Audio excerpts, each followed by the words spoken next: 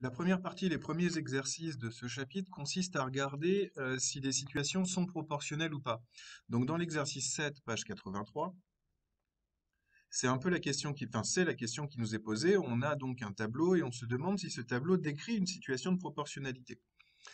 Parmi les multiples moyens qui existent, il y en a un qui est mon préféré pour débuter, qui est celui que j'appelle en fait mon petit couteau suisse, c'est ce qu'on appelle l'égalité des proportions.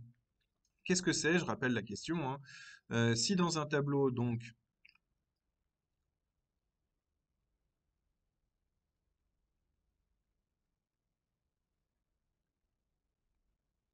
les divisions, en fait les quotients, d'une ligne par l'autre sont tous égaux,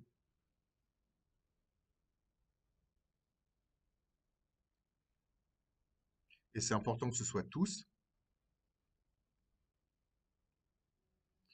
on a une situation de proportionnalité. On va appeler ça un tableau de proportionnalité, j'écris ça TP, hein, pour tableau de proportionnalité. Alors qu'est-ce que ça signifie ici? Bien, je vais faire la vérification. Plutôt que de faire 3 divisé par 34,5, je vais faire 34,5 divisé par 3, ce qui donne 11,5. Je vous autorise à poser les calculs, évidemment. 57,5 divisé par 5, c'est égal aussi à 11,5. Et enfin, 80,5 divisé par 7, qui donne lui aussi 11,5. C'est ce qu'on appelle l'égalité des proportions. Toutes les proportions sont égales.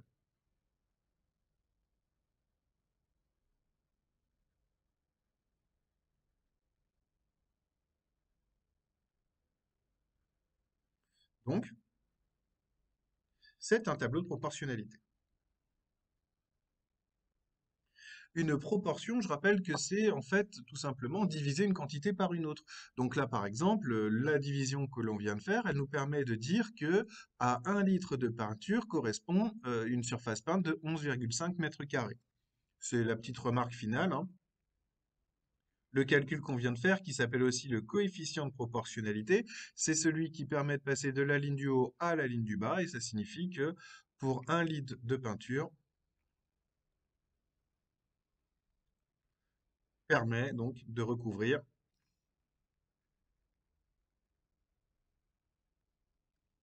11,5 mètres carrés. On verra dans un autre exercice ce qui se passe quand ça ne fonctionne pas.